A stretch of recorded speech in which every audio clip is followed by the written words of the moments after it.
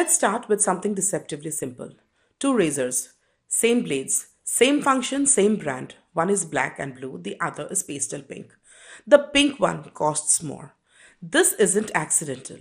And it isn't rare. This pattern repeats across shampoos, deodorants, clothes, toys, haircuts, even medical necessities.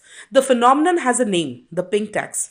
Despite sounding official, the pink tax is not a government tax. It's a form of gender based price discrimination quietly embedded into everyday markets. And once you recognize it, the logic collapses because it reveals how deeply gender inequality is priced into our lives.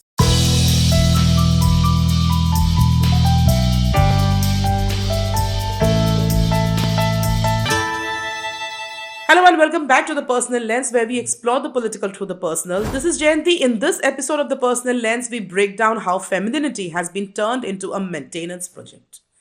What exactly is the pink tax and where did it come from?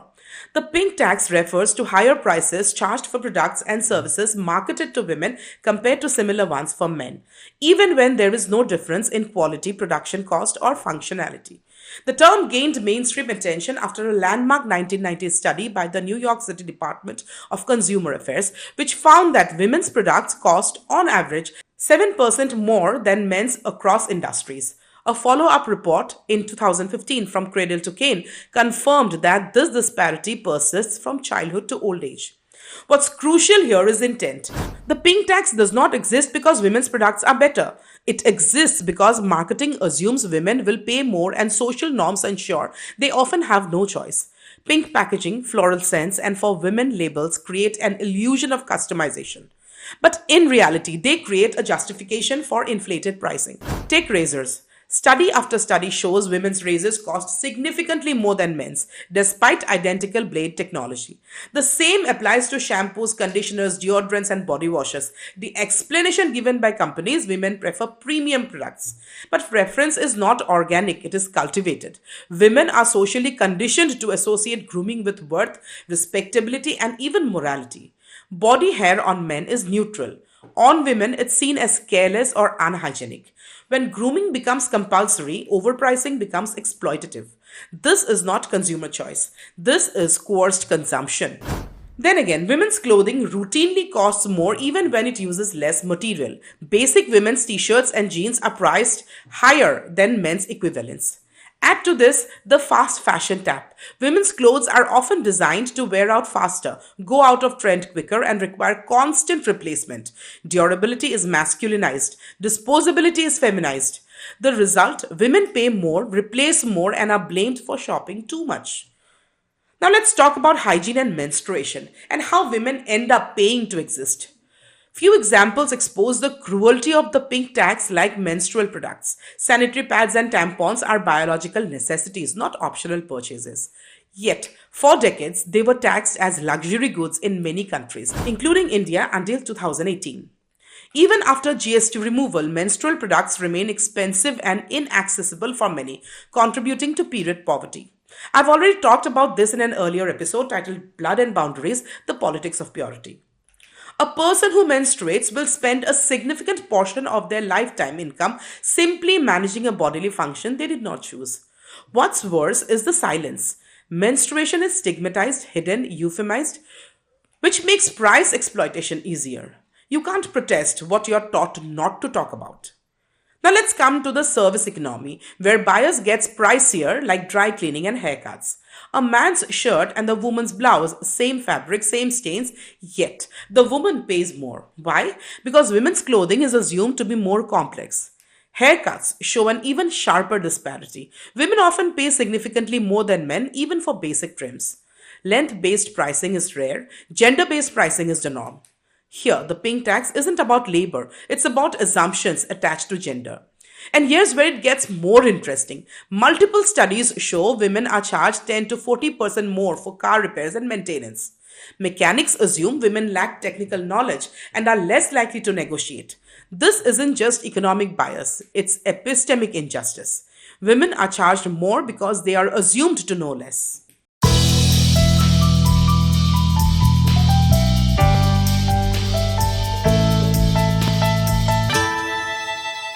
The pink tax begins in childhood. Pink bicycles, toys, helmets, and school supplies are often priced 10 to 11% higher than neutral or blue versions. The message is clear and early. Femininity costs more. The economic impact, death by 1,000 markups. In places like California, estimates suggest women pay up to $188,000 more over their lifetime due to gender based pricing, while exact figures for India are underdocumented. Patterns show similar disparities, especially in grooming, clothing, and hygiene. This burden compounds existing inequality, persistent gender pay gap, lower workforce participation, higher unpaid care responsibilities. The pink tax doesn't exist in isolation. It magnifies economic vulnerability, hitting low income women, single mothers, trans women, and gender non conforming people the hardest. In a country like India, where inflation already strains household budgets, this silent markup becomes devastating. Well, of course, there's global pushback and legal resistance. Some governments have begun to act. California banned gender based pricing for services. Several countries abolished the tampon tax, saving consumers millions annually. India removed GST on sanitary pads after sustained feminist advocacy. Corporations too are responding, though cautiously. Brands like Unilever have introduced unisex product lines not out of generosity, but because consumers are finally paying attention. Change happens when exploitation becomes visible. So, what can viewers actually do? Resistance doesn't always look radical. Sometimes it's strategic. Compare prices across gendered products. Buy from men's sections when products are identical. Call out discriminatory pricing publicly. Support campaigns for fair taxation and regulation. Share personal audits. Visibility is power. But remember, individual hacks are not solutions. Structural problems require collective pressure. The pink tax reveals a brutal truth. Gender inequality is not just cultural, it is calculated. Every overpriced razor, every expensive haircut, every taxed sanitary pad sends the same message. Your body, your gender, your existence costs more. And once you see that, the question isn't whether the pink tax exists, it's why we tolerated it for so long. So the next time you're standing in a store aisle holding two identical products, one neutral, one pink, ask yourself a question. Why does my gender come with a surcharge? Because the pink tax is not about razors or shampoos or toys. It's about how femininity has been turned into a lifelong maintenance project. How being a woman is treated as a flaw that must be managed, softened, hidden, corrected, and paid for. What's sold to us as choice is often just obedience with prettier packaging. What's sold as premium is often prejudice with better marketing. And what's dismissed as just a few extra rupees is in reality inequality quietly added up over a lifetime. The most dangerous thing about the pink tax is not how loud it is, but how normal it feels. It lives in receipts, routines, and expectations so ordinary that we blame ourselves instead of the system that profits from us.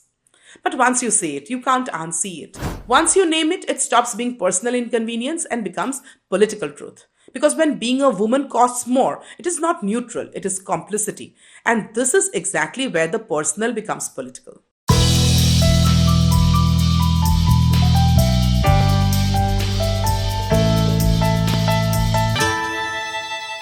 Thank you so much for being a part of this conversation. Do not forget to like, subscribe, and share the personal lens.